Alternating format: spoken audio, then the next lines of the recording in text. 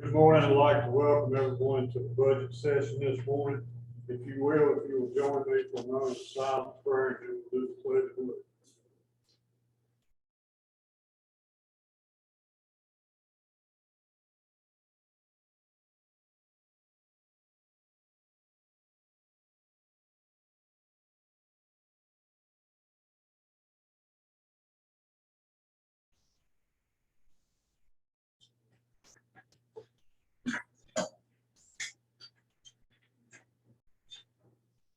Pledge allegiance to the flag of the United States of America, to the republic for which it stands, one nation, under God, indivisible, with liberty and justice for all.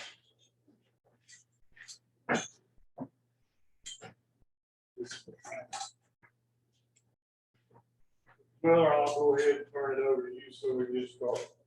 Commissioners, as you requested in your last meeting, I've spoken to department heads that have requested additional positions, and I've requested that they be here this morning.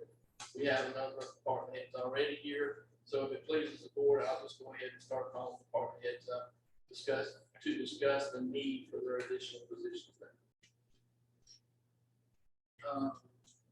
Diane, first we'll speak with Diane Moorfield. She's the director of our Department of Social Services. She is requesting one adult services social worker position. This position is about a $60,000 position. Half of the position will be paid for. Diane, if you want to go quick side me, half of this position will be funded by state funds, and half by county funds. Good morning. Thank you for allowing me the opportunity to speak in regards to my budget. For some of you, you may not be familiar with all of the services that the Department of Social Services administers. If anybody would like a list of those services, you're more than welcome to it. I think there's some services that some people are surprised at the things we do. For instance, education licenses. People aren't aware of all the variety of tasks that we have. And I see the look on your face. I just didn't hear issue licenses. Fishing. Fishing license. Okay, well, my look is still the same. Those are for clients who receive services from us. They can actually come to social services to get their fishing license. There was a moratorium put on that during the pandemic because they were not requiring people to literally come to the office to get those. They could do it online. But we do issue fishing licenses. How about hunting license? No, sir. Good. Do you have copies of those? I do. May we have those? Sorry.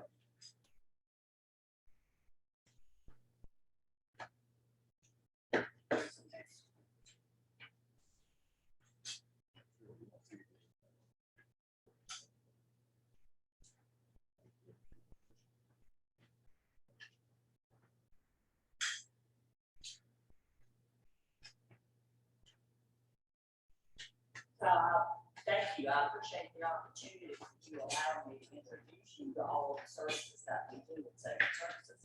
Because we're an agency that most people don't know a lot about. In preparing my budget this year, there were a couple of things that I asked you to please pay attention to in my request this year. Our budget for this year is more than it has been. Our total budget this year, for county funds, please understand, all of our programs are funded from federal, state, and county dollars. So everything is a combination. So all I put in my budget for your consideration is the county share, what it's going to cost us. And then we draw down the reimbursement for the remainder of the federal and the state share.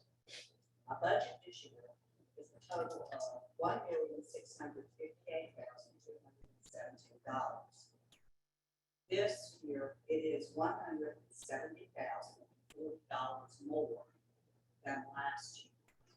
But please understand, the majority of that is attributed to the salary increases and the adjustments that were made. So that's why the number is so much larger than it has been. Takes into account the salary and benefits for the staff. I have one. We have traditionally been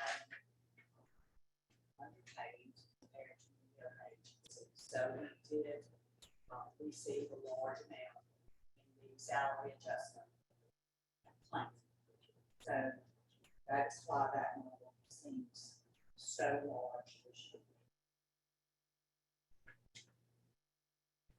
We can hear you, but not good, not well. Okay, so You you may have to want holler at us. okay, I'll holler. So that's one of the major reasons that my budget increased as much as it did. But I would like to just briefly tell you some of the changes that we are implementing or having to adjust to based on the legislature and the rules that have now been shifted to us.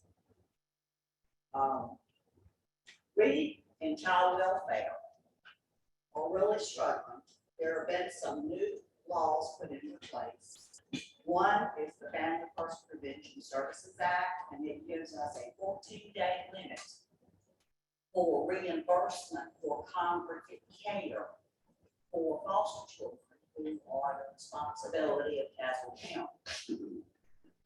What that means is, when a child comes into care, if that child has to move, has to change placements, we only get reimbursed the federal portion for 14 days. If that child has to move to a second placement, then we do not get the federal reimbursement for the cost of that placement. This is huge. Most of our children are not fortunate enough to have one placement only, because most of them come with such serious therapeutic needs that they end up getting moved from place to place, meaning get kicked out of their placements.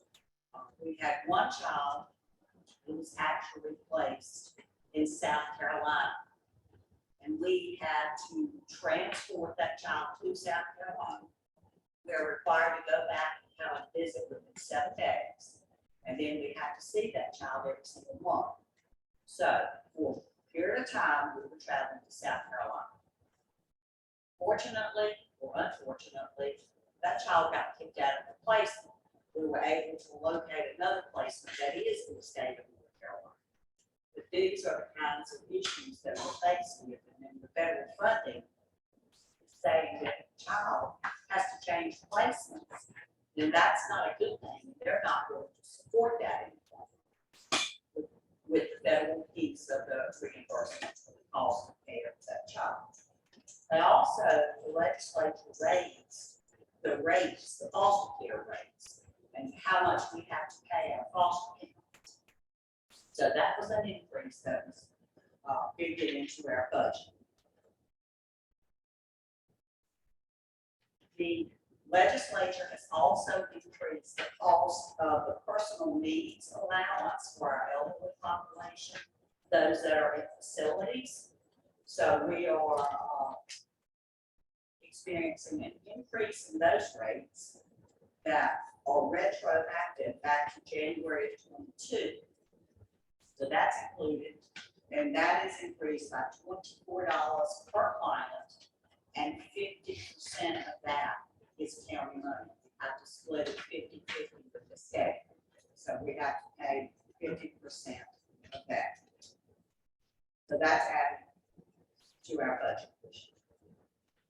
One of the greatest challenges that we are facing with our services is with adult services.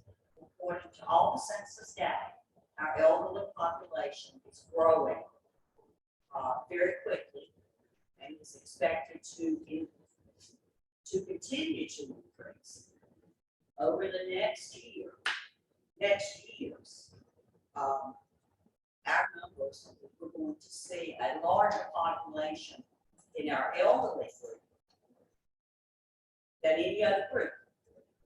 They're gonna outnumber the children. It's the elderly population, and our services are generally requested by a large majority of the elderly population.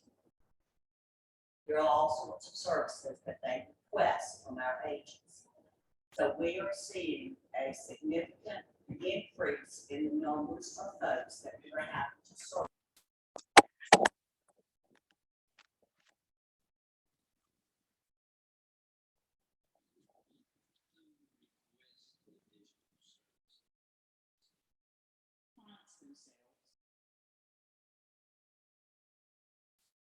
We're also seeing a large increase in the number of adult protective services.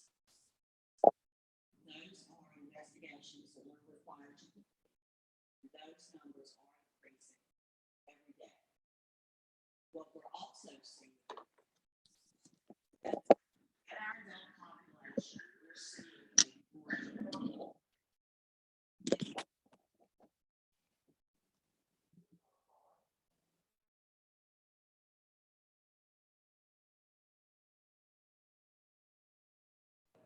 guardian for those, for an increasing number of people. What we're seeing is that group of people are coming to us at a much earlier age than in years past. We're getting more younger adults that we're becoming guardian for. They have usually severe mental health issues. So we are becoming guardian for those people. And it's up to us to make sure that their needs are met. So that has been a real increase. And the severity of the cases has been a real struggle for us. And in my budget, I've asked for a new social worker position for adult services. Because with the numbers increasing, I don't have sufficient staff to address the severity of the issues that we're having to deal with. I don't have enough staff to deal with the increasing numbers in our adult population. So that's Is that position fully funded by the county, or is there federal money there? all of my positions are split with the funding. This position would be 50-50 county and state. So when you look at positions, it's not that we're paying the entire salary. How many positions are you down, if any, at this particular point in time? I'm sorry, asking that. How many positions are you down with employees at this particular point in time? Right now, I have, I think it's 6 vacancies. 6 vacancies. And don't take this the wrong way, but you're asking for another one and you're down 6. Yeah. So my vacant, why can't we fill those 6? we're having a lot of trouble getting applicants. We have seen a recent uptake in the number of applications. And when I say that, I mean, before I was getting 0 applications. Now I'm getting 1 or 2 for the different positions. The most difficult positions to fill are Medicaid positions. This is a social worker position. So I don't have as much trouble. I have some trouble depending on the area of service. I like for child protective services. I have a vacancy I'm having trouble filling. For foster care, I have a vacancy, a social work position I'm having trouble filling. Adult services, the opening I have in adult services is not a social worker position. So right now I'm fully staffed in adult services for the social workers. Follow up on that, I don't know if we really need to get into the weeds here, but when you say some are harder to fill than the others, and you went through your list there, and they sound like they were fine shades of differences there. Why would it be easier to get an adult social worker compared to Medicaid social worker? A Medicaid worker is not a social worker, it's a local level position. But there is a shortage statewide, and Medicaid especially, we've had a real struggle with that. It's a very complicated, there are so many multiple programs within Medicaid. It takes a lot of training. It takes a lot of experience, and the pay increase has helped because we're able to advertise at a more competitive rate. We still don't measure up to some of the other counties around us. But Medicaid program is an extremely difficult program. And the position requires experience already, or did you have somebody that doesn't have any experience and you train them? We train, the state has a training. So program. There are they're requirements. just afraid of the complexity of what they're getting into? Is that what you're thinking? It is a very complicated program because there's so many different programs within the Medicaid program. When you say the position is split 50-50, is that the whole package, insurance benefits, retirement, the whole 9 yards Yeah, basically it's 50% of the contest. of the whole package? Yes. Commissioners, if I might, every year with the DSS budget, DSS is one of the departments that has to plan for worst case scenario, right? Because the last thing they need is to be able to have to provide a service, but not have a position or not have money to fund that service. So they have to plan for worst case scenario. I cannot remember a year that DSS has not had a large sum of money at the end of the year left unspent that rolls back over into the general fund. So it's not like if you approve these things and we don't need them, or if you approve these positions and we can't fill them, that money is lost. That money rolls back over into the general fund for basically all the positions or all of the dollars that go unspent within DSS. So I just thought that was a good issue. One other question. I know that when I first signed up for Social Security and that kind of stuff, I went and talked to Janine, the senior center. She was unbelievably helpful. Do you guys do any of that as well? Because I see, I mean, you do some things like Medicaid, but you don't help with Social Security sign up? No, sir, we do not. The other thing in talking about our adult services staff, I just want to let you know that we have 23 adult care homes in Castle County. And we have 2 social workers, only 2 social workers who are required to monitor all of those homes to make sure they meet the state guidelines. This is in addition to everything else they have to do related to providing adult services to the residents of our county.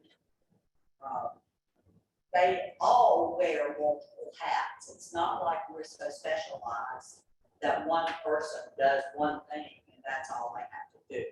They have to wear many hats. They go out in the county a lot, as do many of our child protective services, social workers, our foster care social workers. We travel extensively. So for those of you who are not as familiar with our agency, there are lots of things that we do. We travel a lot, no matter where a foster child is placed. We have to go. We go wherever they are.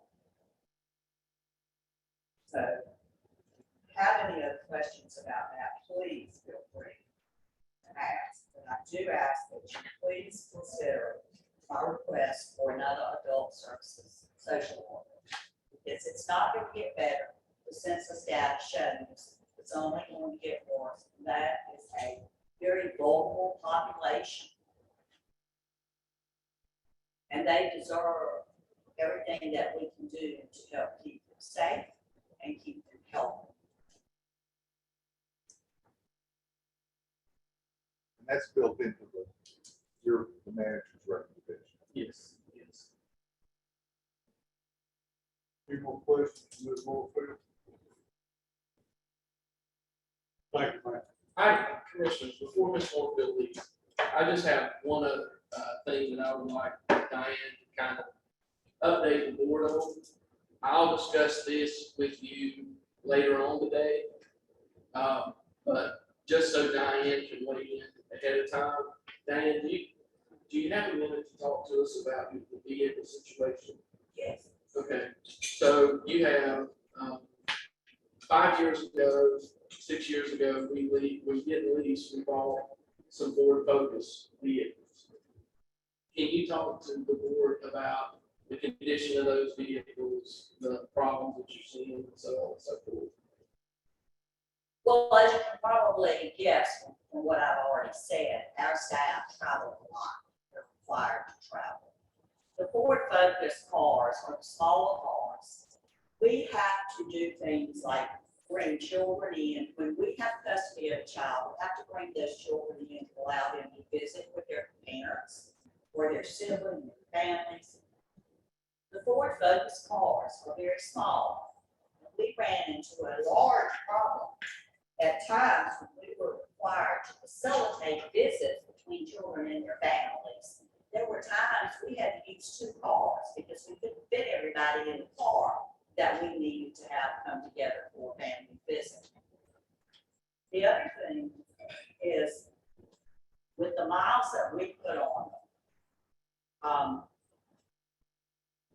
them, in my opinion, just my personal opinion, these cars are not built for the long haul. So in addition to the size of the car, we've had situations, I had a social worker that was called out on a case, had to go to the hospital. It was in really, really bad weather. And the car wouldn't crank. He's in the hospital parking lot, the car won't crank. So we had to call maintenance, and they had to send somebody over there to get the social worker and try to get the car back to work on the car. So I have people who go in areas of this county that some of you have probably never been in. There's no cell service in some areas. There's no nice paved road. We go down dirt roads. These small cars are not made to handle the terrain that we travel on many times. So while we were thankful to get county cars, because for many, many years we didn't have a county car, I would ask that when it's time to replace the Ford Focuses, that we please consider a little larger vehicle, because it's tough when you're trying to get 2 parents, the social worker, and 2 or 3 children in a vehicle. I mean, the size is very limiting for the kinds of things that we need to do to transport our clients. Plus, the cars are making noises. I don't know what they are. But they come back and say, well, we weren't sure we were going to make it back. The car is skipping, choking, so they have complained about the way the cars were operating, and maintenance is wonderful. I mean, we make sure we get the oil change, we make sure that cars were kept, and we've had them cleaned, we try to keep them up and running. But I'm just saying, there are times when we go into areas that we just hope we don't have any social worker at any point that gets stranded down a dirt road and can't get out because of the weather or because of the car, or the car's just not able it's really rough, the car is not made like a four-wheel drive, it's not made to go in bad weather or rough terrain. So, What's your average mileage on the street? Just off the top of your head. About 60 to 65,000. So if I'm hearing you correctly, they're failing in both function and reliability.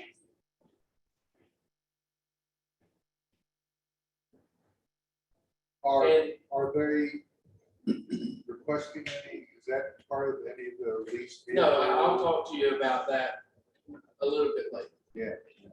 I'll talk to you about the program, how it was designed in the initial days. I'll talk to you about a plan moving forward to replace the Ford Focuses. But I wanted you to hear from a department that uses these vehicles on a regular basis and how it's affecting them.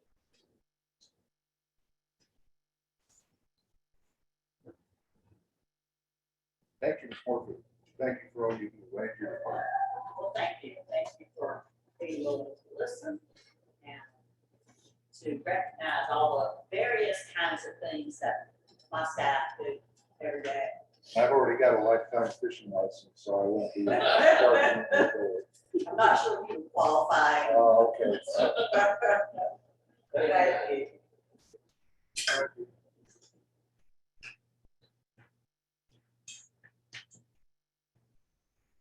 Yes. Thank you. So commissioners, next we have the Register of Deeds. The Register of Deeds is asking for a part-time position, part-time deputy.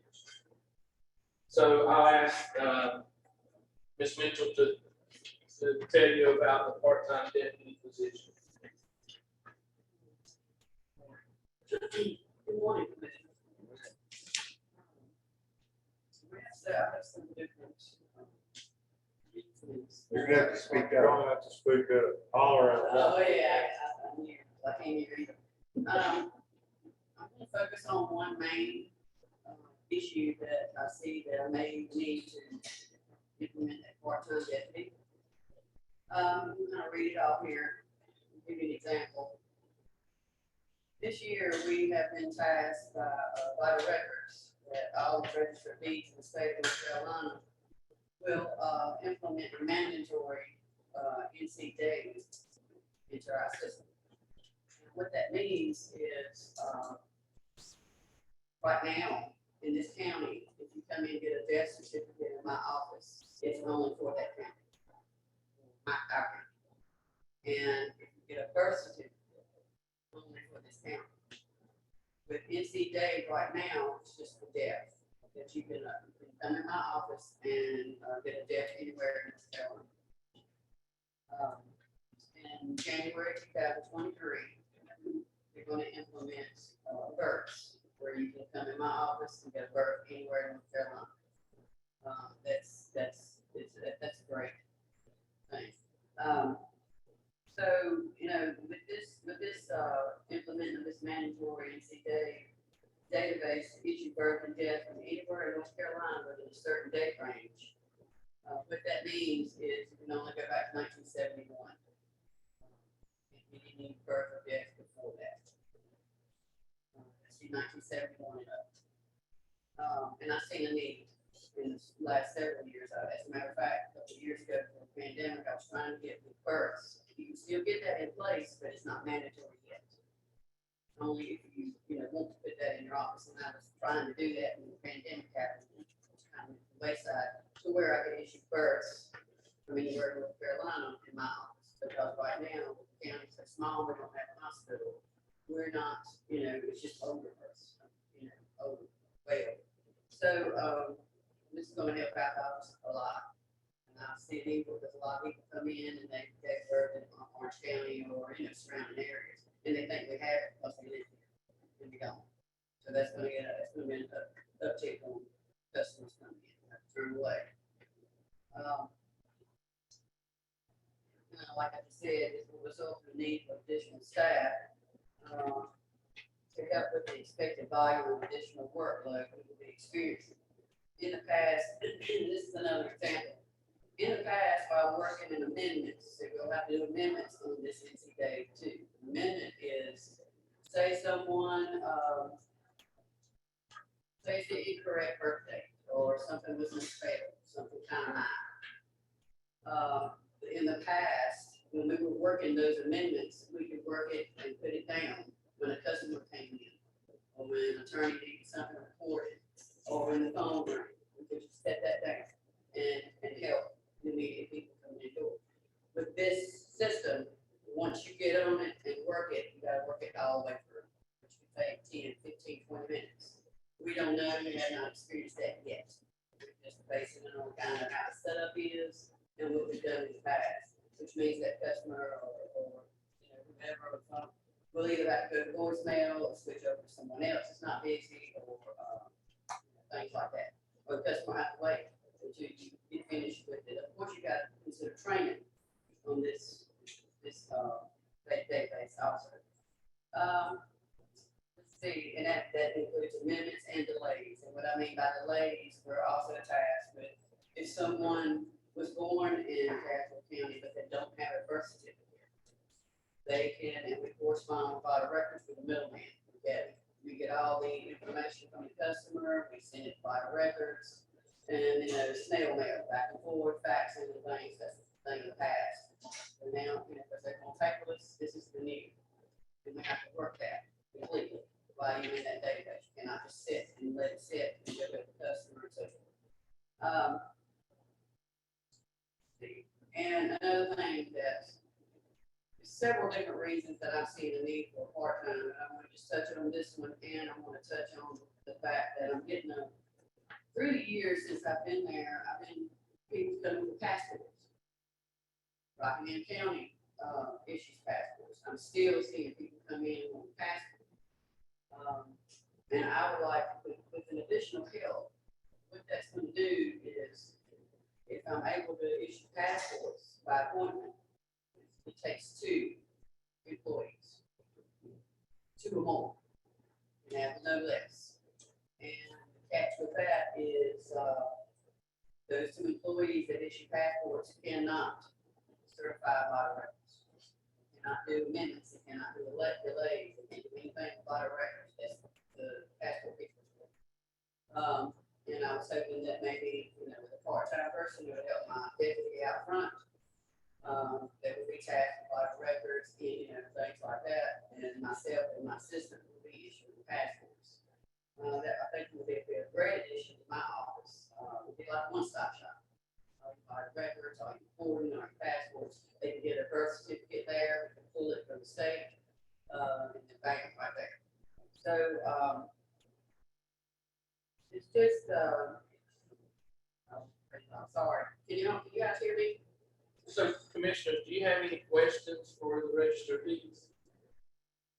This is another mandatory task that's been developed, issued by the state, no funding associated therewith. Mandatory NC Day, birth and death? Yes. Yes. And no Once money, again, unfunded mandate. no money came with it. Is the amount of money you're requesting for this position included in the total that's in the budget presented for? The request is $22,500. 3 hours, $15.43 And an hour. That's not in here at all? No, How much again? $22,500. That's the total, or is that just salary? That's the total. How many positions do you have open in your office? I do not. You have 0.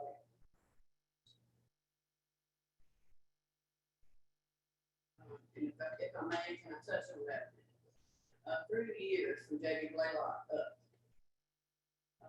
through the years, they've seen a need to add a deputy. They've seen a need to add an assistant. Through J.B. Blaylock, Mary Lee Carter, and then stop there. And I'm seeing a need now. Since I've been there since 2008, I've been the register since 2015. And with this added mandatory, situation, and I do see an increase because, you know, we have to turn folks away.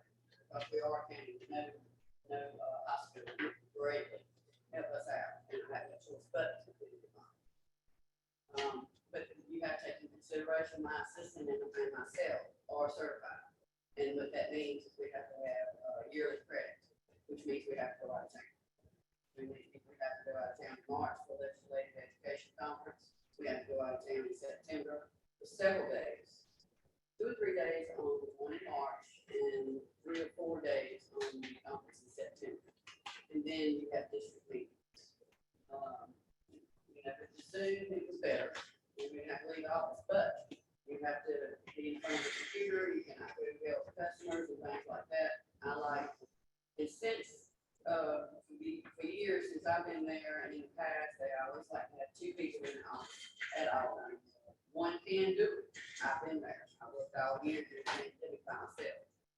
So, it can be done, but it's hard. It's extremely hard. Because 1 minute you can be sitting there doing your work just fine, your daily tasks. And the next minute, 5 people come in, phones start ringing, attorneys in and out of town want their stuff recorded.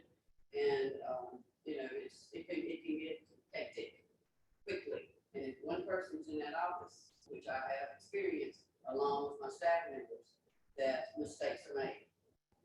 And they can be made quick. And we can get sued for that. Whose idea was the passport function? Whose idea? That would be mine. Okay, is there a reason you wanted to be able to do passports in casual? And how many of those? Well, I do get it. I do get asked to do passports through the years. I have not totaled it. So it's not a massive amount, but it is, you know, it would benefit, I think. It would just, you know, like I don't know, like a one-stop shop. You know, instead of having to tell them, we get this here, we have to go around the county and get that. The same as I do with birth and death now. You know, I have customers come in and say, I need a death certificate, so-and-so. Well, did they die in this county? Well, no, you know, I turn it away. There's more money, you know, that I can be collecting in my office for that for the county. Am I answering your question? Sure. What is the Children's Trust Fund? Register of Deeds Trust Fund. What is it or yeah? I'm looking at the amount right here, if it's correct. And I just wanted to know what the Children's Trust Fund. Register of Deeds. Any of y'all know? Not real sure. I just know it's taken out of our, you know, our collective, what we get in. It's taken out. It is. So who takes it out? State. State. They have to pay a certain amount based on the revenue taxes that they receive every month. They have to pay a certain amount, a certain percentage of that to Children's Trust Fund with the state, and that is, my understanding of Children's Trust Fund is that it is to assist with children, abused children, and things like that, just like domestic violence, on state programs. About contracted services, what are y'all contracting out to have done?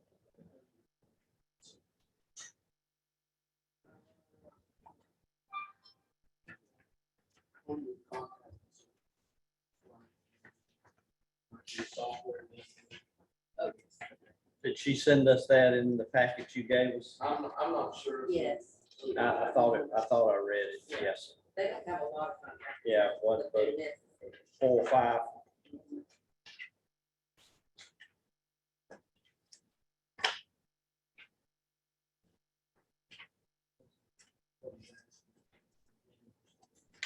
What my vendors are, I just have, I have, let's see, I have, courthouse computer Systems that runs the program. And I also have a, I guess, a contracting agreement for my copy and my map machine with Southern Office Machines. Good month.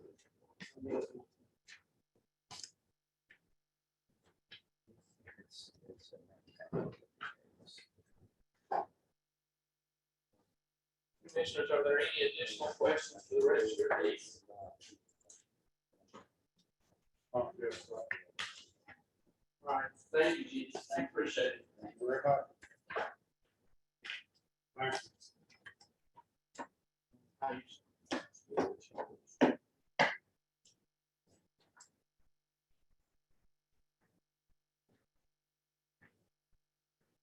Thomas?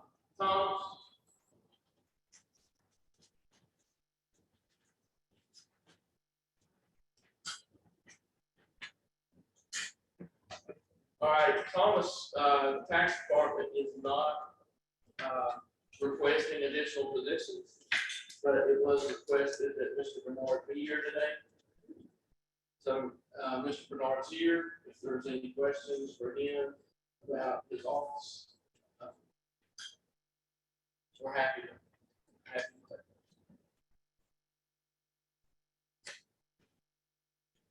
Anybody have any questions? Let me get to his, You got that yet? I ain't got that. All right. Hang on.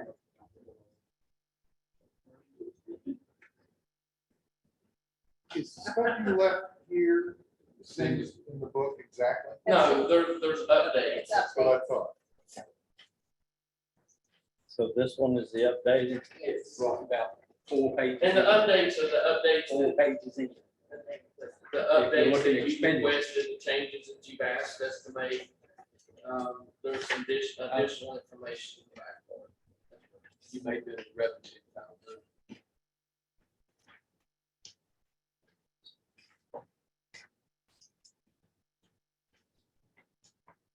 I believe you sent us a copy of your contracted services. Yeah. I saw that.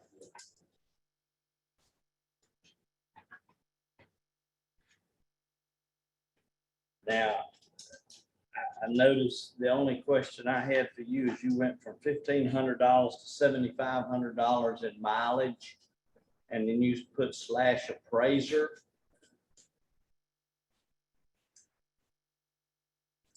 Can we? Everything else remained about the same. That professional services went way up, and your mileage went way up. Miles went up because of gas prices. We're picking up new construction. I've got 2 more people that are certified. My office, one of my business personal property appraiser. She will have to continue their hours this year. And the upcoming year. And my network land records. Will have certified.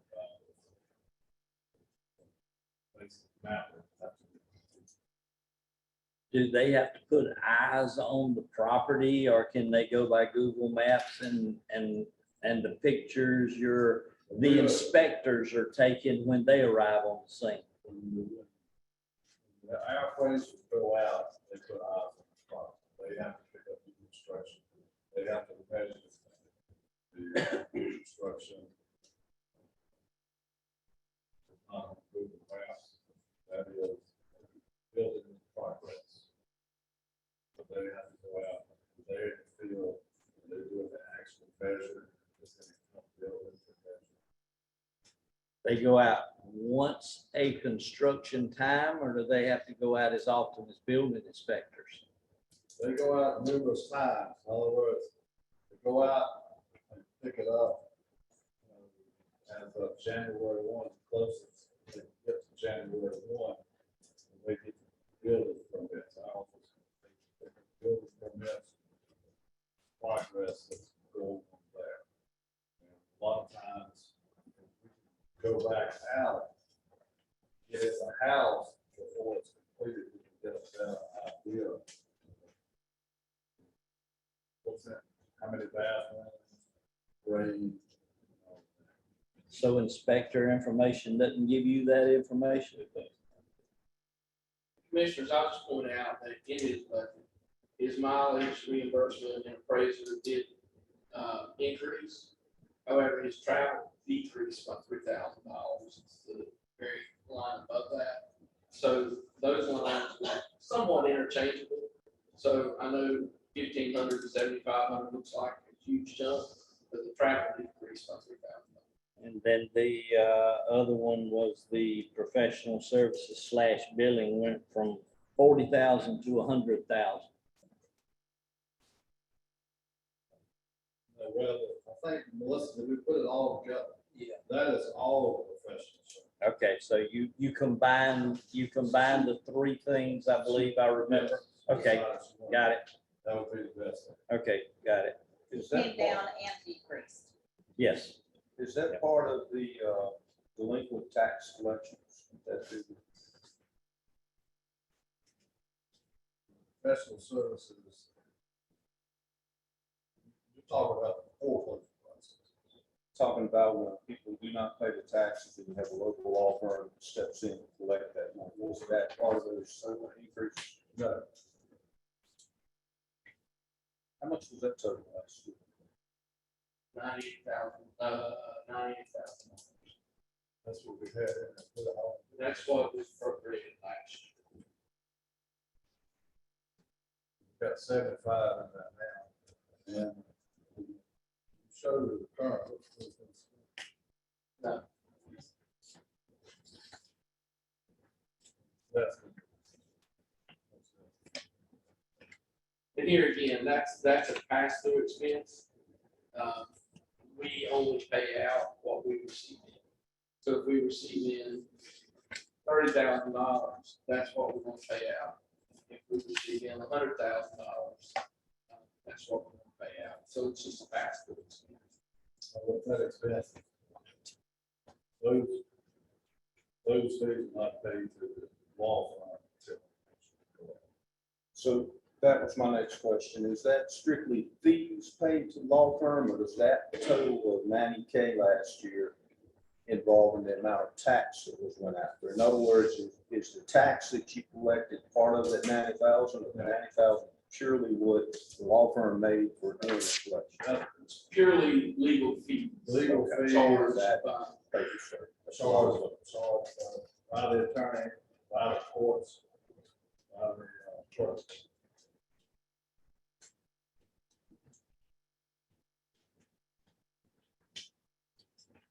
Any other questions for the tax director?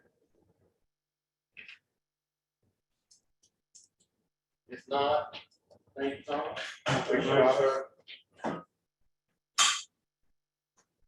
Next, we'll talk to our IT director, Jason Benson.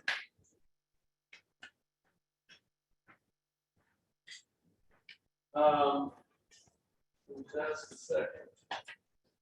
Our IT director is asking for help desk administration. Many of you may remember in previous years, our previous IT director had requested, I think in multiple years, 4 total positions within IT. This help desk admin position will make the third position for this department. I have done a little bit of research, and along with the IT director, and in our research, like counties, not surrounding counties have far more than we do, but like counties do seem to have about 3.6 positions for IT department. So having said that, I'll ask Jason to fill you in on the help desk admin position. Thank you. Good morning.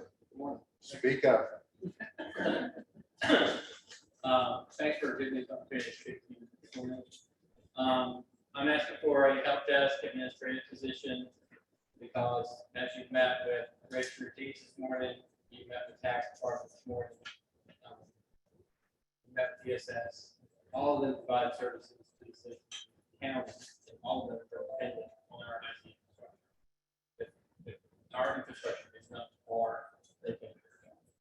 And I want to make sure that everyone's able to do their job. This position will assist the IT department in becoming a more responsive, more engaging, user-focused service provider and streamline our daily break-fix issues while accomplishing infrastructure upgrades and technology deployment. By creating a dedicated help desk position, users will have a number they can call to look at tickets and get immediate assistance for their issues. As it is, we're letting the problem dictate our workflow instead of planning our workflow to avoid or mitigate problems. By adding the position, we improve our incident management response and can continue to focus on project management to improve user workflow, information security, and minimize unexpected downtime. So what Jason's saying is, he's tired of me calling up there 4 times a week asking him to fix my printer. And he or the assistant is having to come down and fix my printer or fix my computer, when all it really would take was that help desk admin to walk me through a few things. I also think that there's several other issues that the help desk admin could address. It's going to free up him and Zoe, the assistant, to provide the security updates that are needed. As you know, we believe we're going to be down 1 person in our library. That library director did 80%, 85% of all the IT work at the library. She was a previous IT person in Orange County. IT is going to have to take all that responsibility of those public computers. So there's how many computers on there? 12, 13, 14. So not only keeping those up to date and current, it's running the special software on those that erases the browser history, erases, usage data and things like that, because the public should be able to use those computers as they see fit without fear of any intervention by local government after the fact. So I think just from the previous request you've seen from our previous IT director of 4 people, and the increased IT activity that we're seeing, I really do believe that this is a necessary position moving forward. So it would be my recommendation that the board approve this position. Is this included in your recommendation, in your budget Yes, recommendation? It's already Yes. included? And how much is that position? that position is 31,200.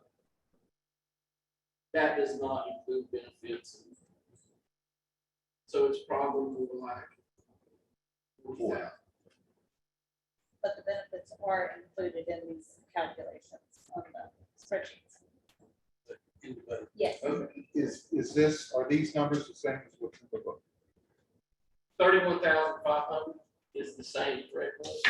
Or you can't tell that. I can't The tell. 31,500, yes, This and what's in the book? yes, It's unchanged. yes. Yes. Now, if I read correctly, the capital outlay from 60 to 125 was to replace Well, all the we have- computers? We have no comprehensive replacement strategy at this point, so I'm trying to start that. I only have a 4-year replacement plan for every PC we own, and it's about 300. So I'm planning to replace 75 PCs every year, so we can have a 4-year PC replacement. That way, we're not worrying about computers dying every single day. If we do, most likely they're under warranty. So it should mitigate a lot of the calls.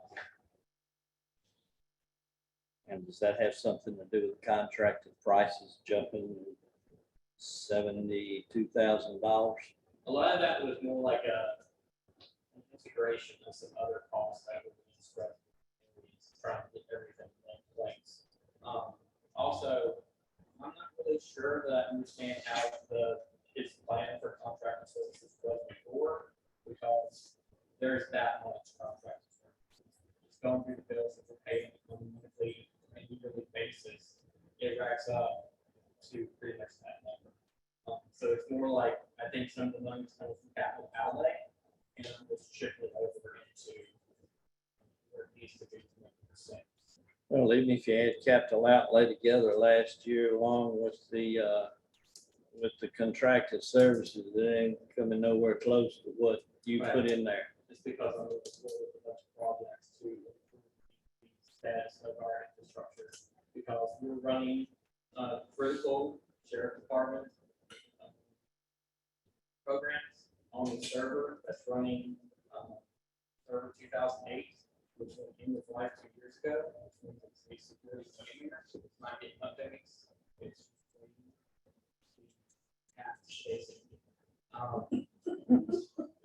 Basically, basically, yeah, it's the, And we have a lot of computers that are in the same position, that are not, what operating system?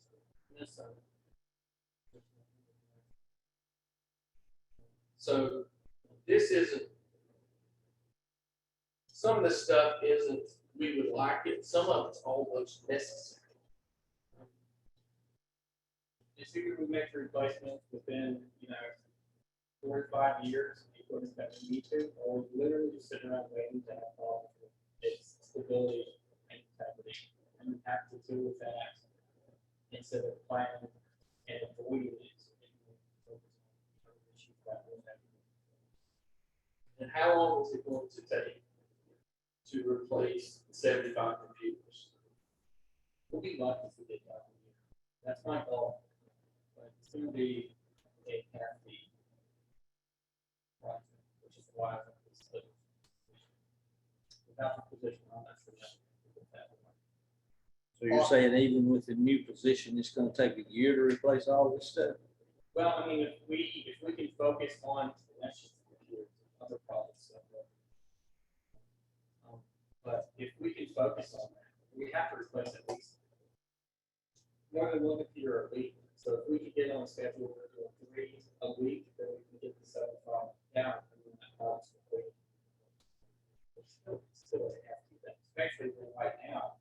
Who knows what phone call that you get, and all my projects are hold because that's what crash.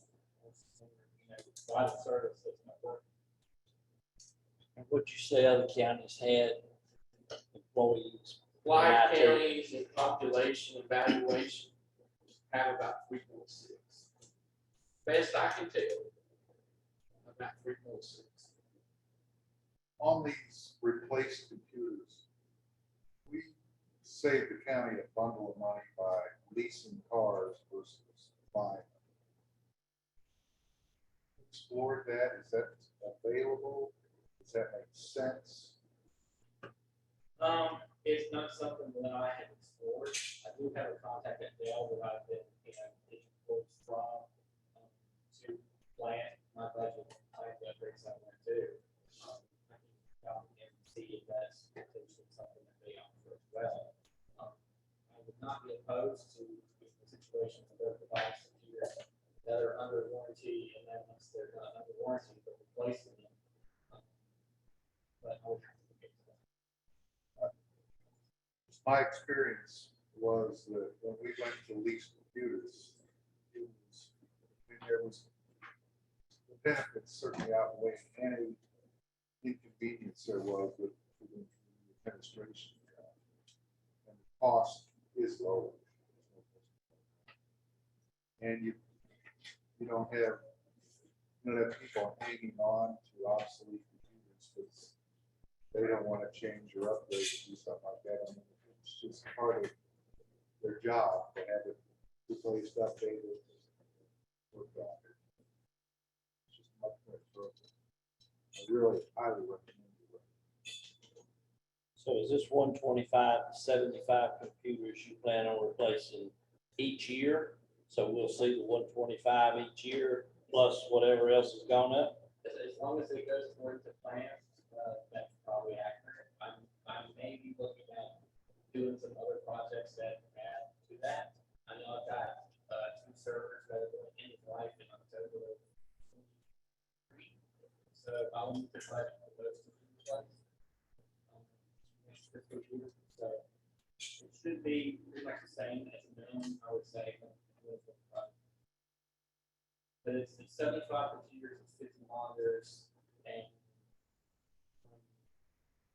associated upgrades like for potentially the sheriff's department, upgrade, additional switches. You could do the servers the same way at the OEC.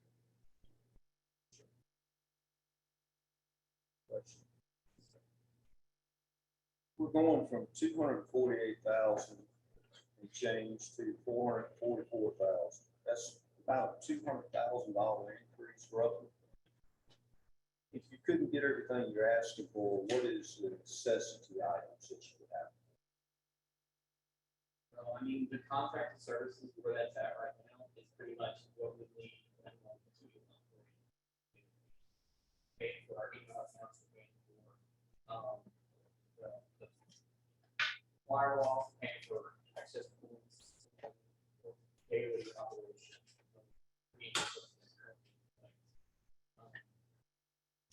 So that has to.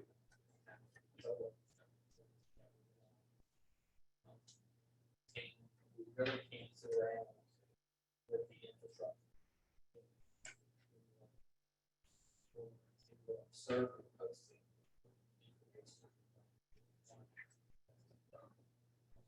May I see it, my budget.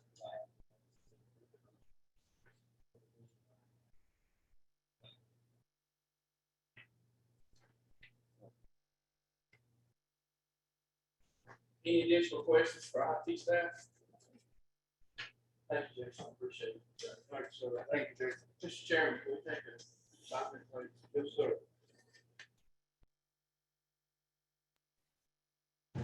We're back in session now, Mr. Miller. Commissioners, next, the sheriff's office is requesting one position. I'll let the sheriff, or I'll ask the sheriff to speak with you about that position. Yes, sir. Thank y'all for listening, allow me to keep it going. Speak up. Oh, sit down, but speak up. Make yourself comfortable and I holler. thank y'all for allowing me to come and speak in front of you. I can't speak loudly and sit down at the same time. Want to make sure I'm asking for a position, we're not enough country. Trying to get ahead of the license that might be coming down the road. With the upcoming casino in Danville and positions that we really need. Also, I want to make sure that I'm going to ask for additional positions every year, but right now I need that narcotics position because we have influx of overdoses throughout the county. I don't have statistics because got help from data going in to the state and Castle County to get data coming back. So North Carolina, 33.6%. That's 3,000 per every 100,000 people dying or overdosing in the state of North Carolina. So percentage may be as much or not as much in Castle County, but we have periods that we have great increase of overdoses. So I believe that we can add another position for narcotics, we can also increase our efforts against the opioid crisis. would this position, do you feel this position would reduce the number of overdoses, or is this to This is, deal with the crime associated with this is narcotics? the crime that associated with, no, it probably would not reduce the number of overdoses, but it was a better opportunity to begin some of these wrong. Reduce the number of opioids that are available to people who may overdose. Is I think any, it's like trying to stop the tide. is any of the opioid settlement money available to you? Not, I know. These things to both governments, I don't believe it's, down to the sheriff's, county, but, you know. maybe something. Does it trickle down, Mr. Manager? It does to the local government, and then if the local government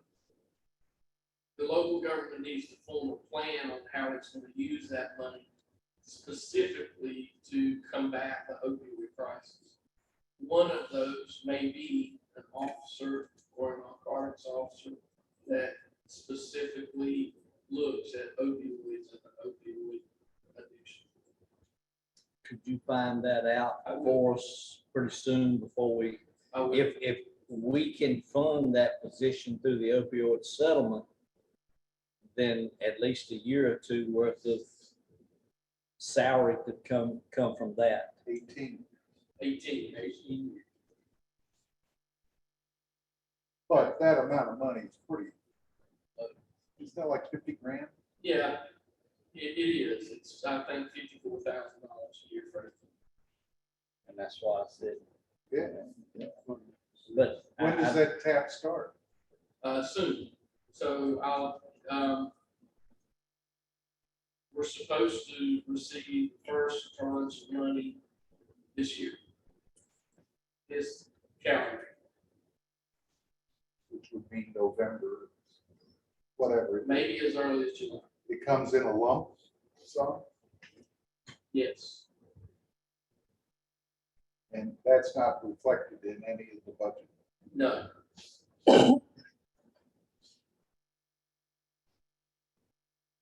Well, I think rather than printing up brochures or holding webinars, things like that, directing it into sheriff's department makes a lot of sense. Yeah.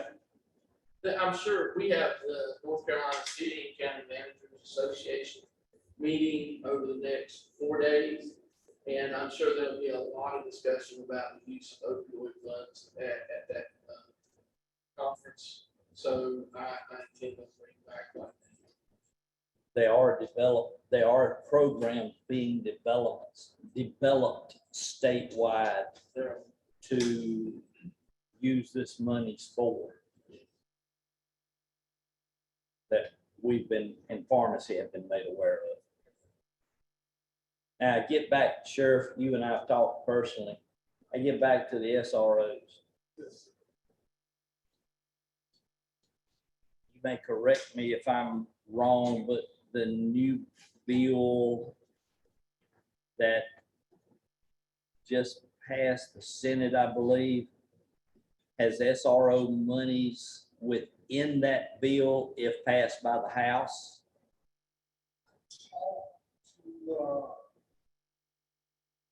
Congressman Bud's representative yesterday, telling me that it was in committee, not in committee. The House had already waiting on something from the Senate or vice versa. Yeah, but I know one of the congressional, they became to an agreement, now we're waiting on the other. But I know there's gonna be monies coming for SROs and safety, school safety. Then we waiting on legislation from the state to see about tired, law enforcement officers, things like that. Because right now there's a stipulation about retired officers double dipping, and, you know, so if they change the stipulation that they can come back and work, that would open up to opportunities that we can use some of these officers as school resource officers. We already received grant money right now For one position. for one position. And schools in the county pay for buildings. And why? That's. Okay, I know both the House bill and the Senate bill that they're gonna have to reconcile. Yes. Both have SROs within the bill itself. So I don't think, once they quit button heads, whatever bill comes out, I believe will have SROs in it. And I'd like to make sure that we, as a county, take advantage of the SROs for, I've been speaking, everyone know that. Where you can find funding for these SROs, we still have to hire. And then, we have to have the mindset that we need to find that special person to be a SRO, like everyone. I'm just giving this one up, Sheriff, we placing people in position. Now, we look for that person who, will engage and, will, do. right. Thank you, sir. Thank you for the job you do. What do you need from the board to enable you to make that reality? In your search for SRO officers, I know you have difficulty recruiting. What are your ideas to make that problem be less than what it is? Well, that the board can't do, I think board is going, we have to do our due diligence and go out there and, what stats for is that all agencies have involved in that detention, SRO, patrol, whatever, we're having problems, pretty much in season. But we, I think the board is,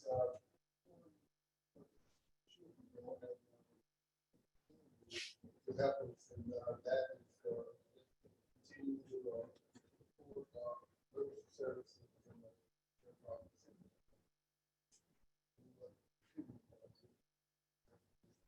at least the best case scenario. Now, your new position is included in your figures. Yes, also, I think my math, is good. I think we put all positions in. In the past, your math has been very good. And this number is the same as what's in the book. Go ahead, sorry. Commissioners, are there any additional questions for our sheriff? Yes. Not on this topic, but on the vehicles. Yes, sir. Could you elaborate on the number of vehicles that have been added in the last 3 years, let's say? And the number of patrol officers you have on the county roads per shift? In other words, how many officers are out there versus the number of vehicles that have been provided? We have, on the sheriff office side, we have 37 deputies and myself. Then we have 3 school resources. 44 officers. 44 officers. We have received in the REACH program to date 20 vehicles. On a given shift of patrol deputies. Now, patrol deputies, patrol deputies we have 4 per shift. 16 plus 2 supervisors, that's 18. So patrol takes up the vast majority of the vehicles are consumable product, meaning that they burn, meaning that, so that very quickly.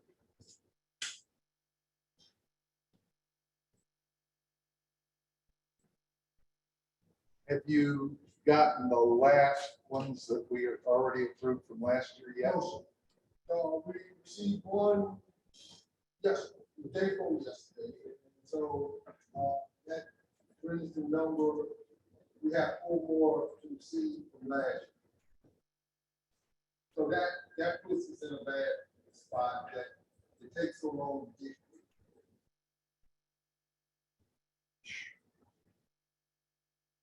That's because that's starting at the production of those vehicles. It's not in the equipping and the add-ons for those. Well, last year was, not a good, example here because still the pandemic and chips and all this other stuff, trying to push everything. I experienced that too.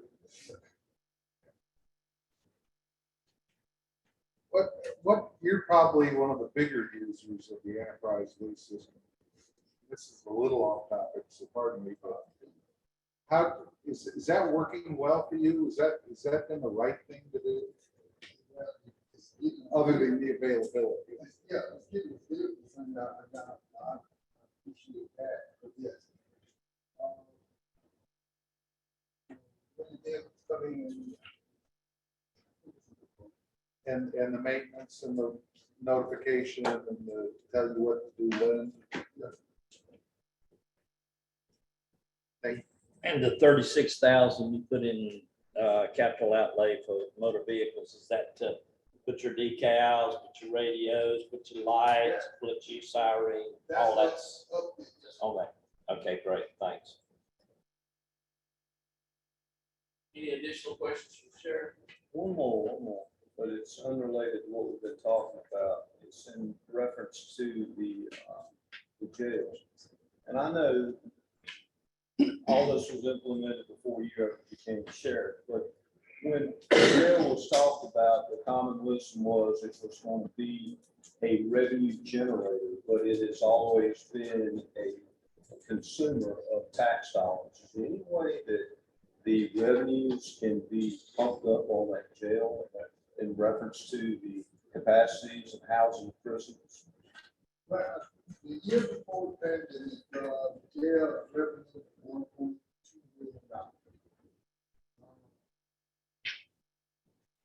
Pandemic and coming out of the pandemic. No. 1.2, about $600,000. Most sheriffs said, well, the tax bill is responsible. It's not the jail responsible to make revenue, but I believe we have an opportunity to take the burden off the taxpayers. We should, just to do the system. Numbers that come from the state and also numbers that come from the government. Just have a low. So numbers somewhere between $600,000 to $700,000 range. But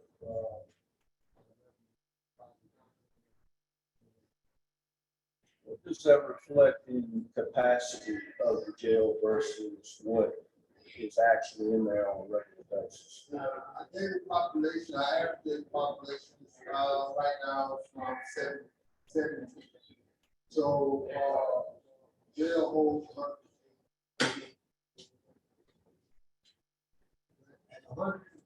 And 100 people, that jail is uncomfortable. Very uncomfortable.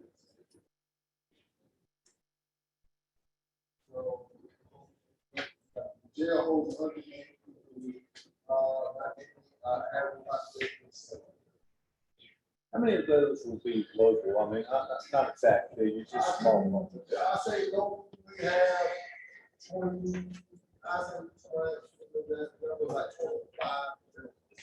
And the rest of them are, paying customers that CCBOC. Paying customers. Good term.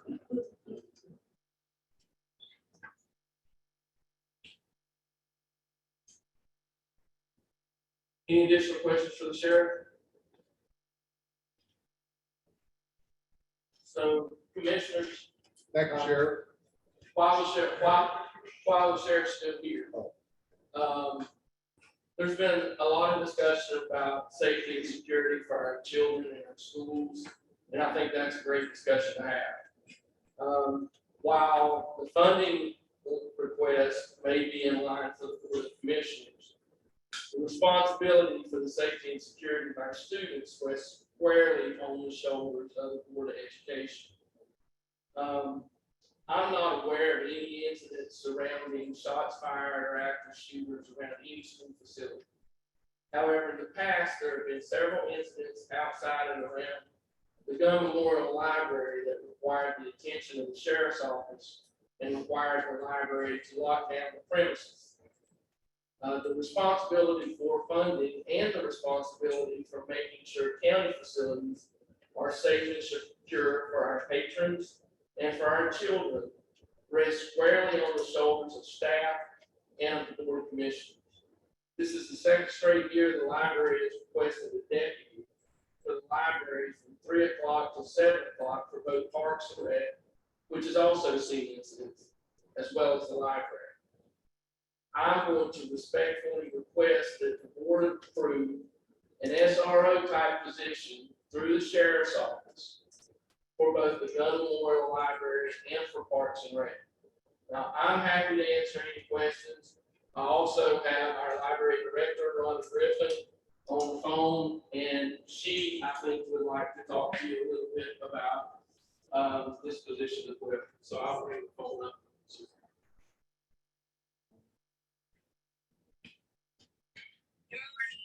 Good morning. God, it's good to see you. Yes. Thank you. I can wave with my right hand.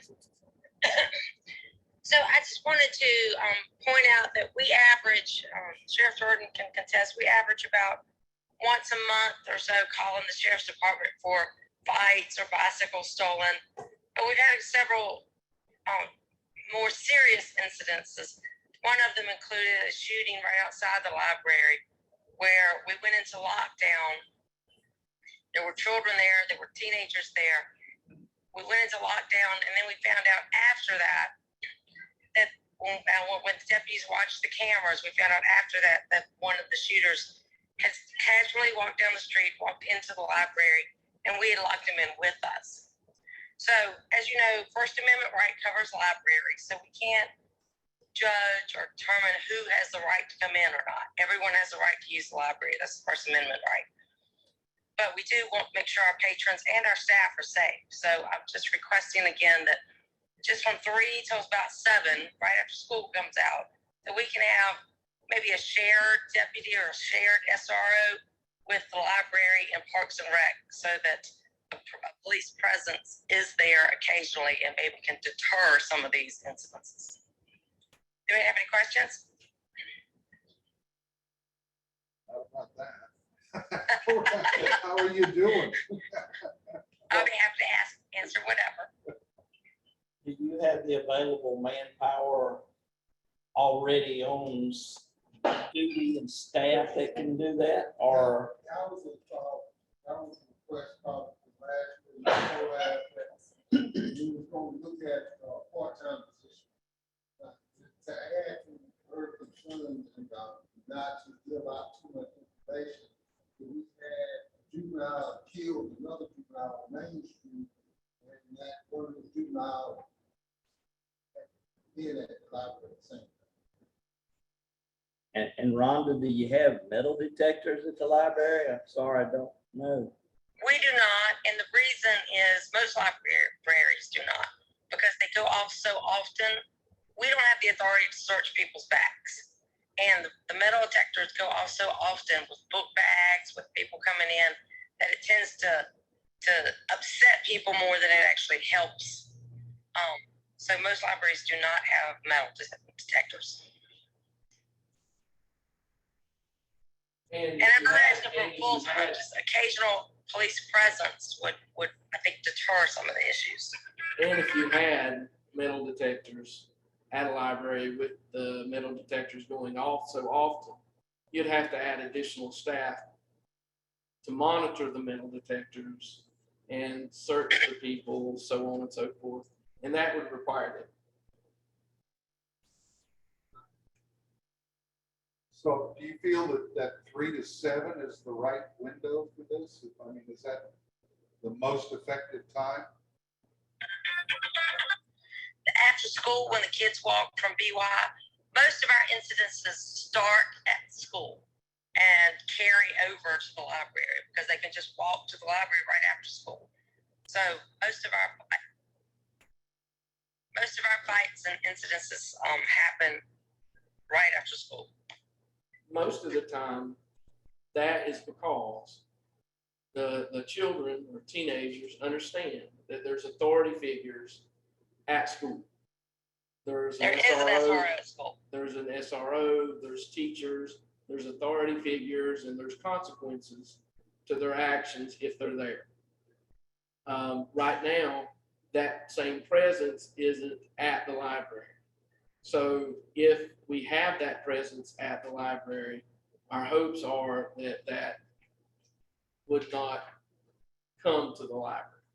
I'm not saying it's going to stop it, but it'll at least move it in a different direction.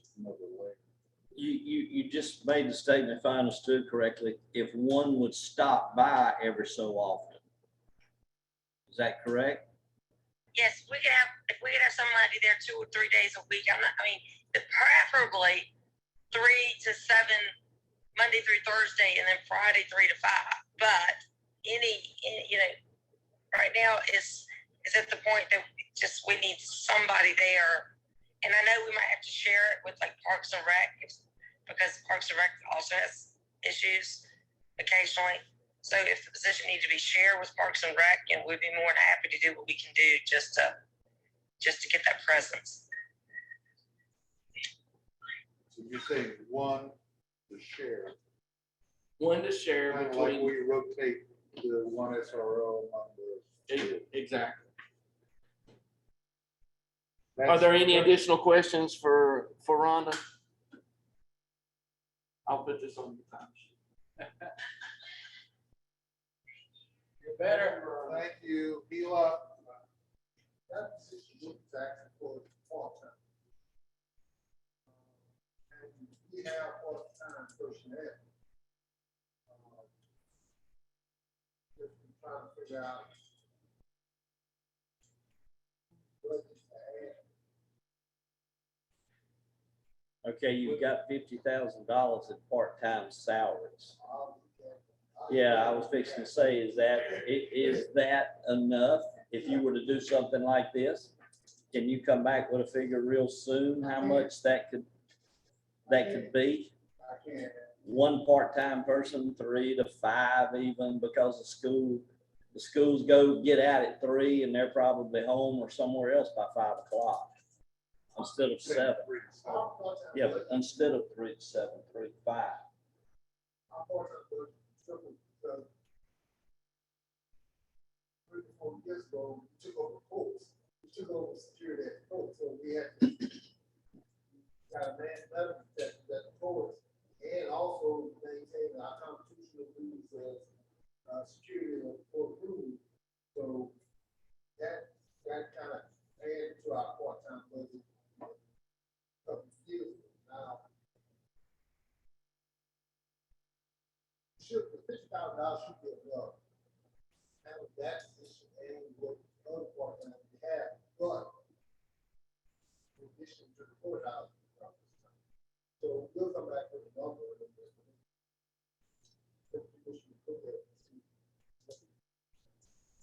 You got any idea how many times the metal detector goes off at the courthouse? I know most of us put our phones and keys in there. You got any idea? Pretty much every other time somebody goes. That often?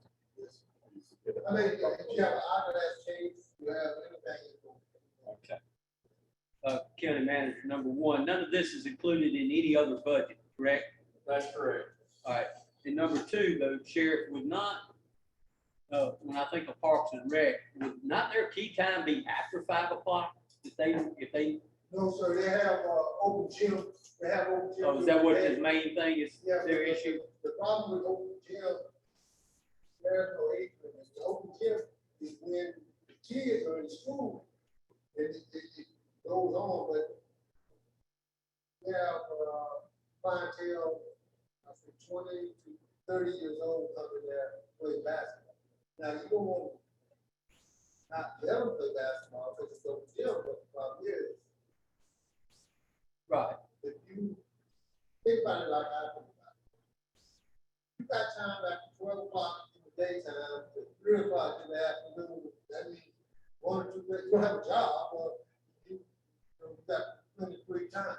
So 20 to 30 years old, no job. So actually, 3 o'clock would not suit Parks and Rec. They need it doing that open gym time. Yeah. Okay. I think, Not at that. I think we talked about it, Sharon, but I think we talked about it saving lives, and yeah, what it costs. And about that, we saw, everybody didn't see what happened. It can happen right here again. I'm not gonna push that issue about what's gonna cost. We need to do it. That's fine. So I think what I'm hearing is we ought to look at longer hours when you come back with the number, or option number 2 from 12 to 5 or 7, whatever it is. Is option number 2. Sheriff and I'll discuss it. Let's, Five to 47.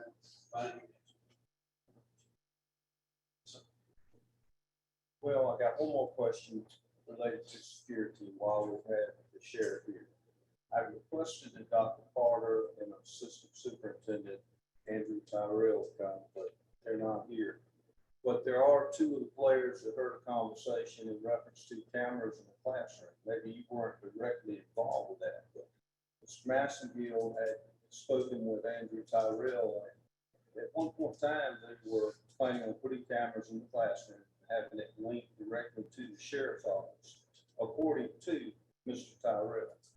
What happened to that? Do you have any? Question, I don't know about stuff, but I don't know, but no, I have fun saying. So was that discussed with you, that Andrew Tyrell actually discussed that with the sheriff's office? You remember when you went with us as the fire department and Barry was with us? We talked about that, and if something was going on in the classroom, it could be sent to 911 possibly. No, I remember And those were, I remember those conversations. Yeah. Yeah. You, have to direct me to the sheriff. Yes, sir. 911. 911. Correct. And I think someone, had, who's on monitor, this and that. Correct. this and that. Yep. Those conversations, all conversations, they just say, we're going to get one with you, will stick. some didn't stick. Yeah.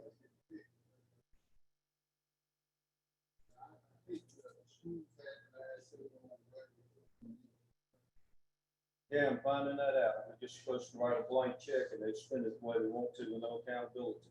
That's not fair to the taxpayers in this county, nor is it fair to the safety of our students and our teachers in the schools. I'm a big advocate for more SRO officers, more security. I like cameras in the classroom. I would like, answer this question for me.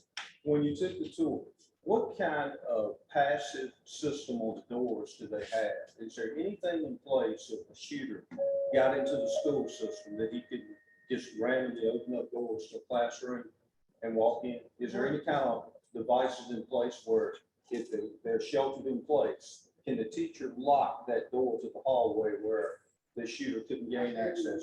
But I believe that the teacher can lock from the inside.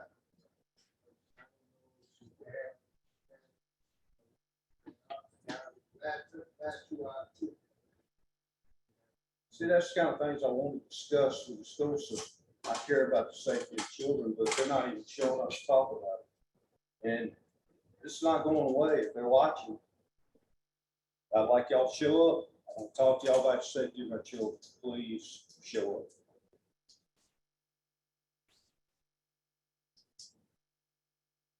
That's all I got. Any additional questions for the sheriff? Thanks, Sheriff. I appreciate it. I think Have a good day. Thank you, Sheriff. All right. Talk to you about 3 positions. One is an HR director position. Many of you know, or may be aware, that our HR director plans to retire in December. You'll know that administration is made up of 4 positions. Myself, clerk to the board, the HR director, and an admin position. Our admin position moved to finance roughly 2 months ago to fill a need as payroll coordinator. So we've been down an admin. I mean, we can't have that. So what I'm requesting is that we go ahead and hire to fill the HR director's position now. Give the HR director time to work with and train the new HR director. We would forego the admin position for the next 6 months. After the HR director retires, we could then hire for the admin position. So the overall cost to the county would be about $15,000, $12,500 of that being salary. So I'm requesting an HR director position to work with and train with the current HR director for the next 6 months. Is that already in the figure for that we have on the sheets, or is that something in addition to? It partially is. The $12,500 is not, but the salary for the admin position. You know about where that's at in the stat? The salary for the admin position? Yeah. You're not going to find the salary for, you'll just find administrative salaries, and it's on page 1 of the expense document.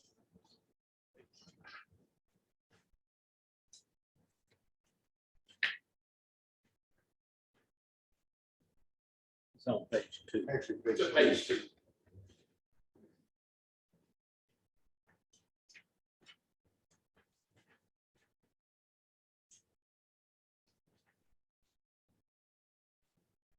Be on page 1 if they were condensed and not separated out to.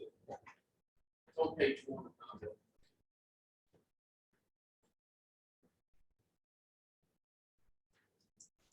So, yes.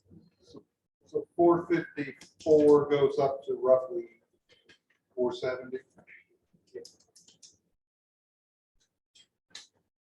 So the second position I want to talk to you about is central permitting. Many of you may know that central permitting director. So many of you may know that here within the next couple months, our chief building inspector is going to retire. The good news is the county was forward thinking, approved the second building inspector. The chief building inspector has worked with the other building inspector enough to where we have him at level 2 for everything, which means he can handle most building projects. Won't he be It at, was central permitting director. won't he be at level 3 by the end of the year? He very well may be. And talk to them about In some safety. disciplines, maybe not all. Yeah. So the chief building inspector goes away, and central, and we're left with 1 building inspector.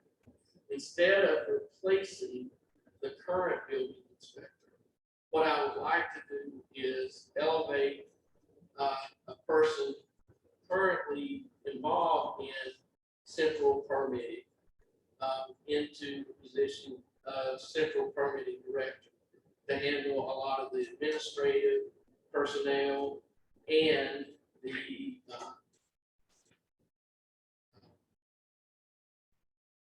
public interactions for those departments.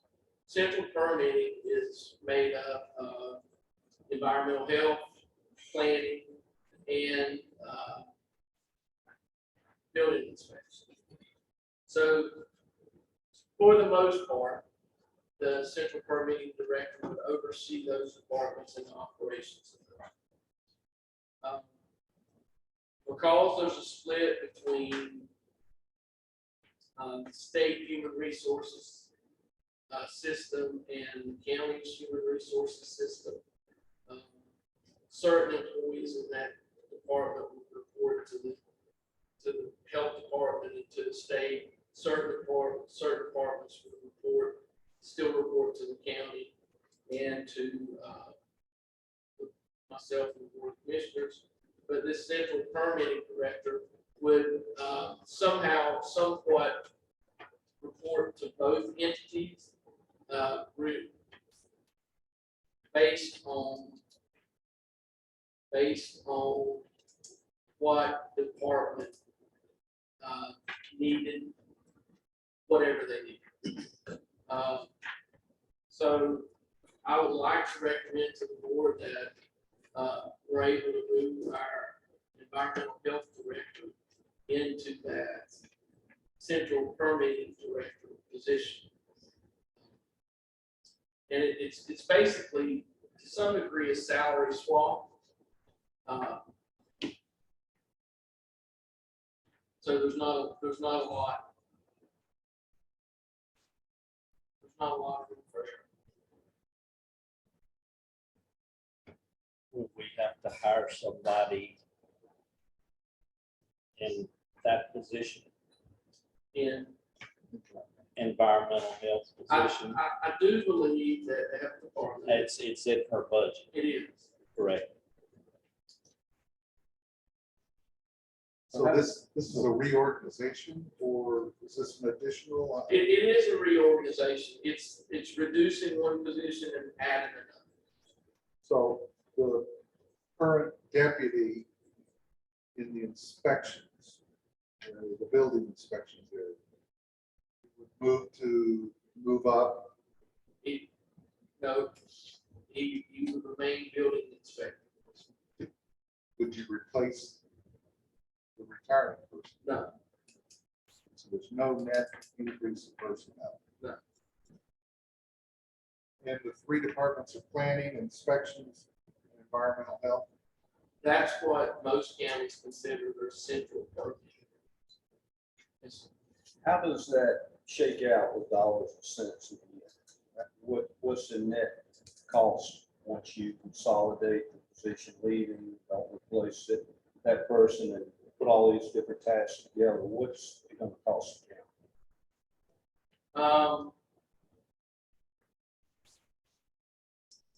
So the central permitting director would make about $70,000. The current, or maybe 70. I'm not exactly sure. The chief building inspector now makes about $70,000. So there's not a lot of difference in those two positions. The current environmental health director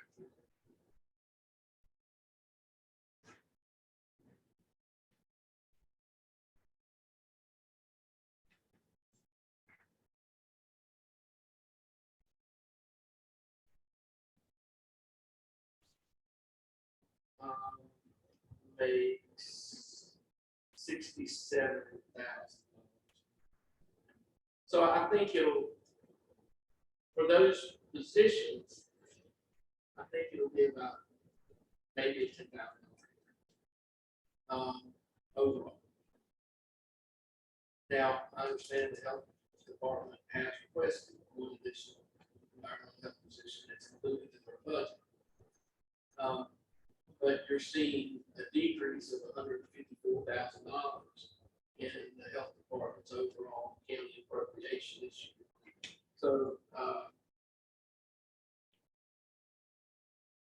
think at best it's a loss. But are you not gonna replace the building inspector? No. So that'll only leave one? That will be the building inspector. I've spoken with the building inspector, with the chief building inspector. He believes now that the one building inspector is an 11-2 position, that he'll be able to do most inspections within the county, as we always have until we hire the current chief building inspector, who has level 3s and everything across all disciplines. We always contracted certain large projects out, and we may need to continue that. Does that also include fire inspections that the building inspector would do that we're I'm not need sure. to do? I'm not sure what his current fire rating is. He won't be certified as a fire inspector probably till the end of the year, the first of next year, because once he finishes his classes, he has so many visits he's got to make with a certified fire inspector. That is. So do you foresee us having to add another position to that particular office? No. You do not, even with fire inspections? The only reason that we hired one to begin with was because we knew this For the was license. short term. Yeah, For the and we wanted license, to get him licensed and get him so he could step up. understood. So, you know, we had one forever. So we're basically fulfilling the commitment that we made to the board, is that we would hire a building inspector with, really high credentials. He would train another person, and at the end of the time, he would retire and the other person would continue on as building inspector. That's kind of the commitment we made to the board 4 or 5 years ago, and we're just following through with that commitment. So that's the second position. Third position I have is, that I'd like to speak with you about, is about family services. It's a grant funded position. It's a financial admin position. Most of you may or may not know that family services is a grant funded department. So it's not tax dollars that fund those departments. So if the money's not given to us in a grant, the position is not filled. Family services is a unique department because it's funded by multiple grants. Probably five, 7 to 8 grants overall. Just the reporting requirements alone for those 7 or 8 grants are tremendous. I know I signed, goodness, what feels like 100 different authorization reports on a monthly basis. From the reporting requirements and from a reporting standpoint, it's a tremendous amount of paper. And without that financial admin position, to be able to go in and work through those grants, honestly, I don't know how Aisha does it now. It's really a full-time position. Family Services requests a part-time position. And here again, it's grant funded, so it doesn't take away from county's tax base. I'm happy to answer any questions you have about that. So what happens if they don't fund the position, they no longer have a position? That's right. So for grant funded positions within the county, when the employees are hired, we have them sign a paper saying that they understand this is a grant funded position. And there's no guarantee that if the position, if we lose the grant funding for that position, that the position will continue. So they understand if we do not receive the grant, they don't continue.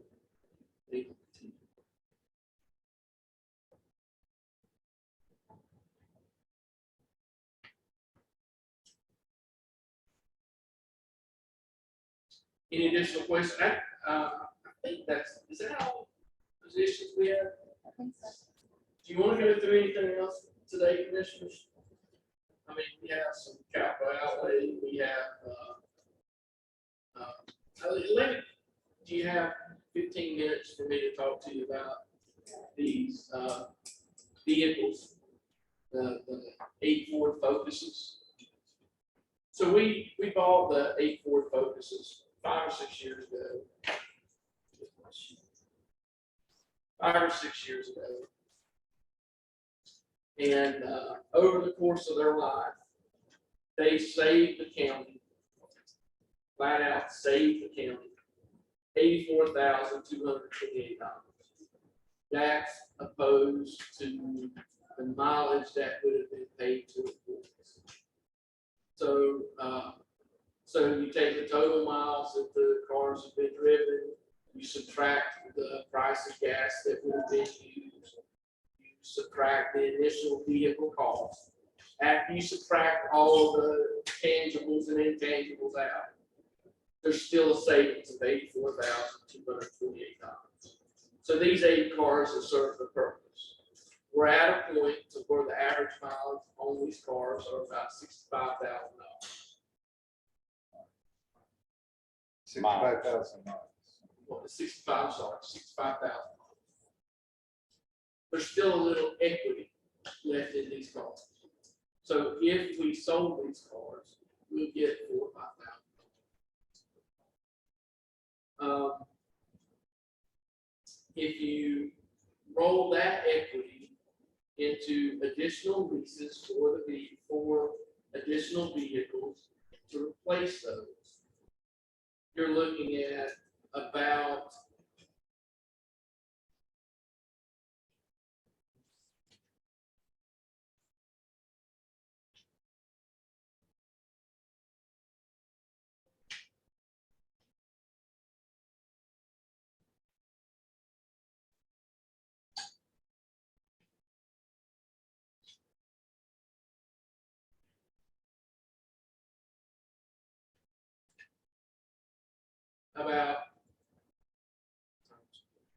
probably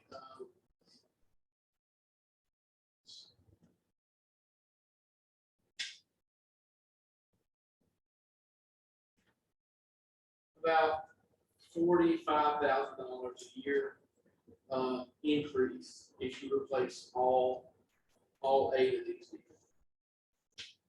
If you replace all 8 of these vehicles over a 5-year period,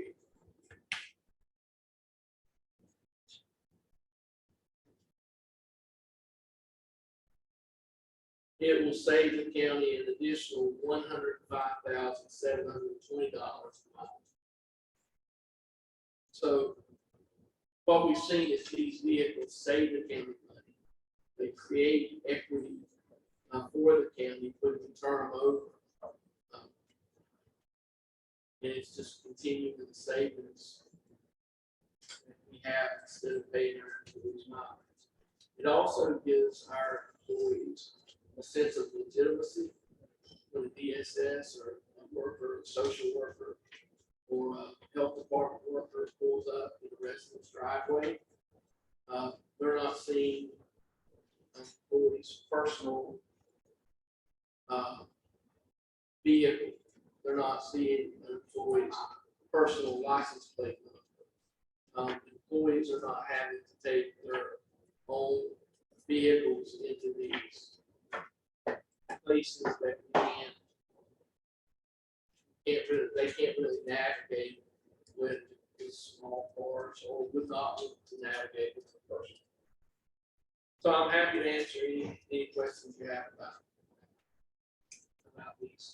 You said saving an additional $100,000, but it's costing on $45K a year on top of what we were paying. So elaborate on that and explain that to me. So if you versus paying an employee mileage, if you add up the total number of miles driven, and after you add up the total number of miles driven, figure out at a standard 35, 40 miles a gallon average, you figure out how many gallons of gas you use.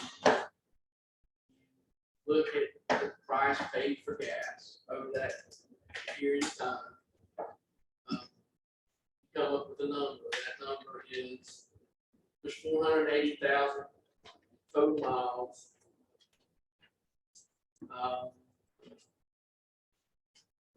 Mileage that would have been paid is about a little over $300,000. So you see a total savings of $243,720. Subtract the gas that you would normally pay for those vehicles to operate. Subtract that from the $243,720. Subtract the $172,000 that was the initial vehicle cost. So you're subtracting the cost of the initial vehicle, and you come up with still with $105,000, $720 savings. So 105 savings, but if you didn't buy the vehicle and add 45K a year, you'd be saving $150,000. We're at a point where we're going to start seeing increased maintenance costs in the vehicles that we have. You heard the DSS director, I've spoken with the health director. I know because I've owned these vehicles myself. The noises that they make, the issues that we're starting to see with the transmission. We're going to see increased costs if we don't do that. And every year we continue to lose them or use those, we're going to lose equity in those vehicles. So the $32,000 that I figured, or $34,000 that I've figured in as equity in these vehicles now, if we wait another year, or if we wait 2 more years, might be cut from $34,000 $10,000 or $15,000.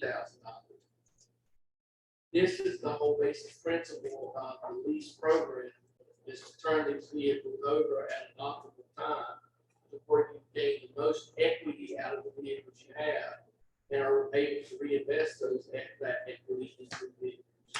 So if you add this to the number already requested, how many new vehicles countywide?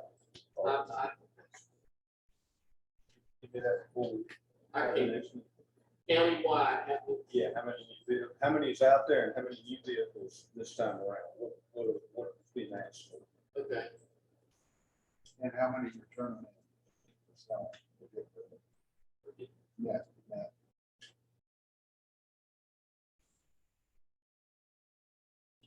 And there's only an average of 65,000, and they're giving us trouble or getting close to giving us trouble. I'll be glad to take you out. No, I trust you, but I'm just thinking I have a vehicle that I deliver on that's got 400,000+. You probably paid And a it's little still bit. You probably keeps paid a getting- little bit more than $15,000 for that vehicle. Well, it's a Toyota Corolla. I was gonna say, what kind is it? That's what we need to be looking at. I know one that's probably got almost 1 million miles. But we do, we are starting to see issues. Okay. And Bill, truck.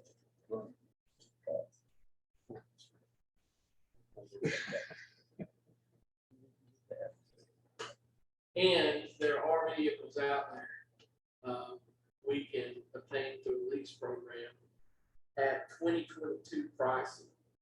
So that alone will build about $2,000 each year. If you turn them in, that will only be $2,000 equity. Well, no, we would almost have $2,000 equity in the new vehicle as soon as we get it.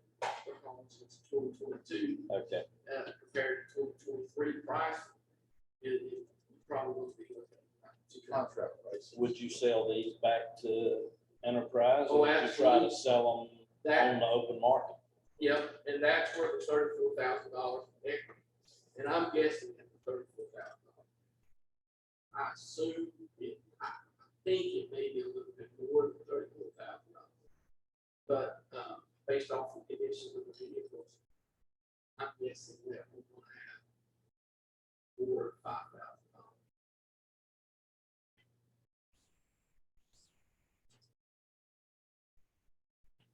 So what's on the agenda for our next meeting? What do you want to do for the next meeting? I'd like that sheet that you normally give us.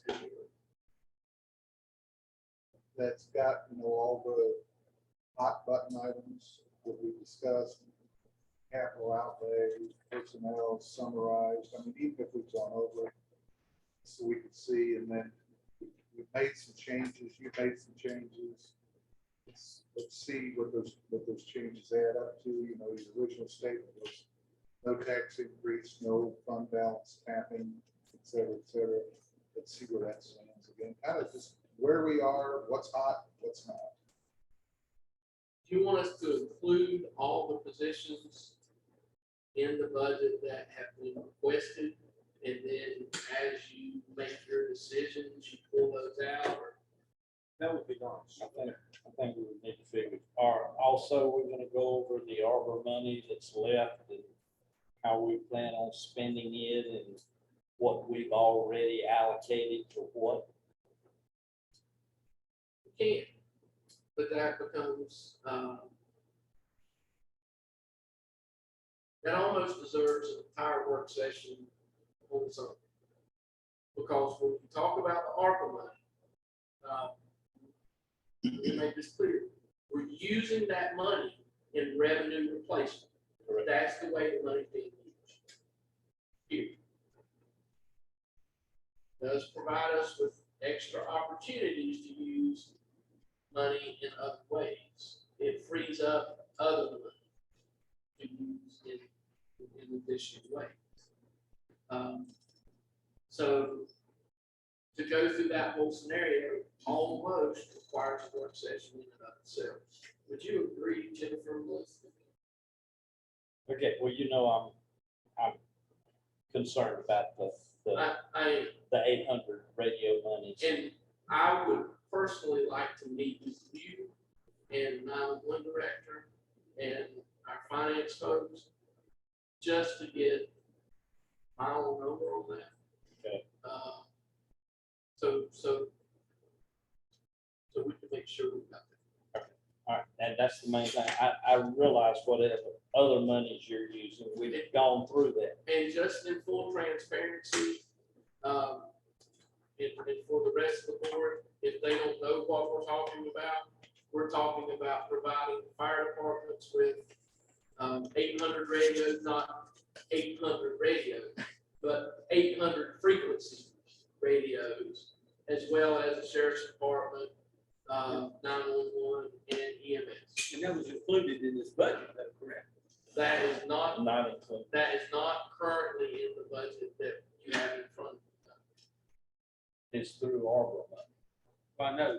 But we Originally, have- when we did that whole worksheet, there was $800,000 this past budget year that came out of the ARPA funds, and then there was also another sheet that said an additional $800,000. The reason I was asking Well, whether no, it was actually divided into Yeah, and I two think years, but we split it.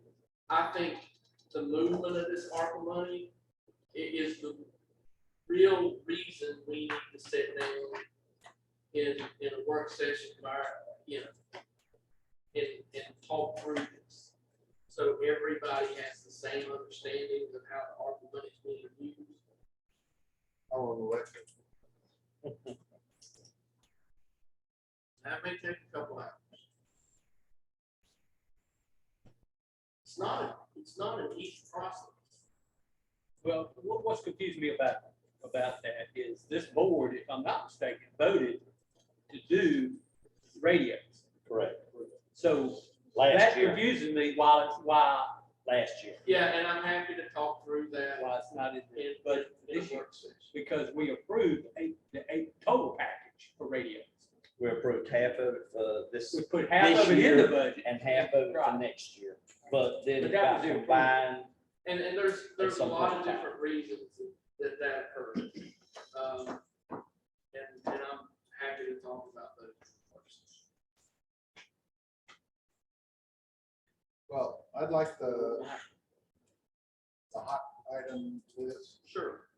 and then maybe even include the ARPA as a summary overview on what's hot and what's not in there. And then if we need a separate session, because what I'd like for the next session is to get that close to approving this thing and moving on. And then if we need another session to understand the ARPA stuff, fine, but we do that. But I mean, we need to get really close.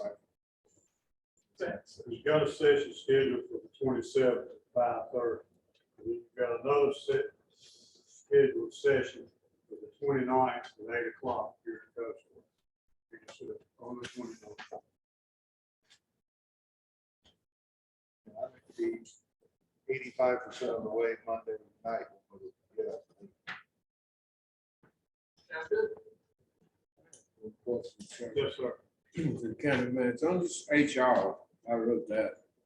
Is it possible that someone in the county already working there can apply for this HR job to train? Yeah, I mean, you're not gonna get them. it would be open to anybody in the county to apply. Yes, absolutely. Rick, did you say June 27th, 5:30? Yes, 5:30. June 27th to 5:30 is easy here. Then we have another session, June 29th, which is at 8 o'clock in the morning here. There will be no commissioners meeting on July 5th. Thank you. There's no more questions. I'll entertain a motion to adjourn. So moved. Second. Motion's been made to adjourn. All those in favor? All opposed? Motion carries. We're now adjourned.